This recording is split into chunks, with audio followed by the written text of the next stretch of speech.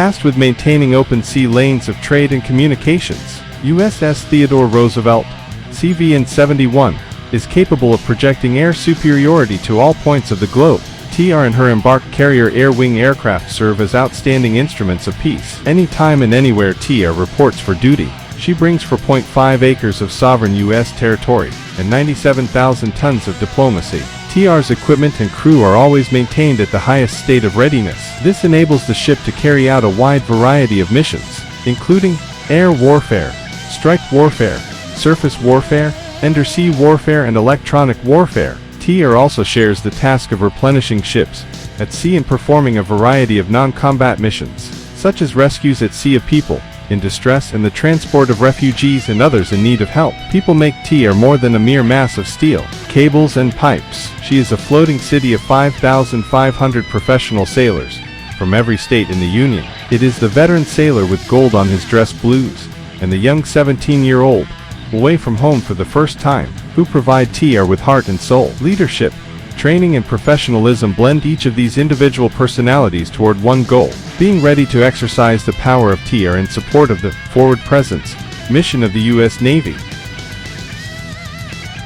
USS Theodore Roosevelt, CVN 71, is the fourth Nimitz-class, nuclear-powered, aircraft carrier in the United States Navy. She is named in honor of Theodore Roosevelt, the 26th President of the United States, and a proponent of naval power. She is the fourth ship named in honor of Theodore Roosevelt, three bearing his full name and a fourth with just his last name. Another three U.S. Navy ships have Roosevelt in their names in honor of members of the Roosevelt family. This carrier's radio call sign is Rough Rider, the nickname of President Roosevelt's volunteer cavalry unit during the Spanish-American War. She was launched in 1984. And saw her first action during the Gulf War in 1991. Initially, President Gerald Ford canceled the order for CVN 71 in 1976 and substituted to CVV-type medium-sized, conventional-powered carriers that were expected to operate V-STOL aircraft. The existing TCBL design formed the basis for the new CVV, serving as a replacement for the aging Midway-class carriers,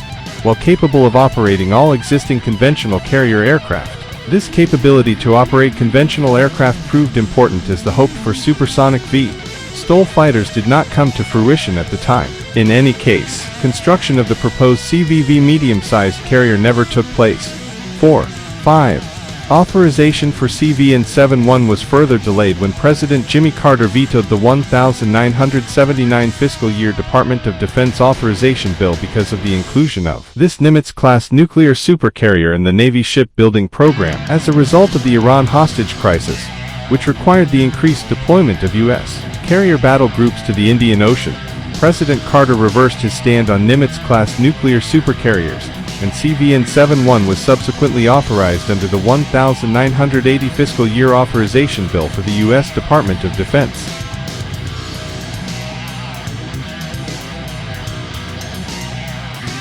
Theodore Roosevelt was the first aircraft carrier to be assembled using modular construction, wherein large modules are independently constructed in lay-down areas prior to being hoisted into place and welded together. Modular construction, made possible through the use of a huge gantry crane capable of lifting 900 tons, cut 16 months off Theodore Roosevelt's construction time, and the technique has been used on every aircraft carrier since. Theodore Roosevelt and those Nimitz-class vessels completed after her have slight structural differences from the earlier carriers, USS Nimitz, USS Dwight D. Eisenhower, and USS Carl Vinson, and improved protection for ordnance storage in her magazines.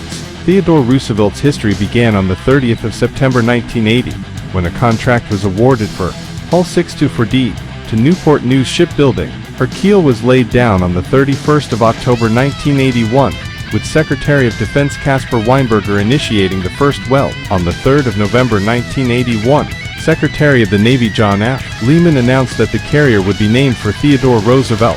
The vessel's pre-commissioning unit, PCU, was formed in February 1984, with Captain Paul W. Parcells named as commanding officer. On the 27th of October 1984, the ship was officially christened by Mrs. Barbara Lehman, wife of Secretary Lehman. On the 25th of October 1986, Theodore Roosevelt was commissioned to active service at Newport News.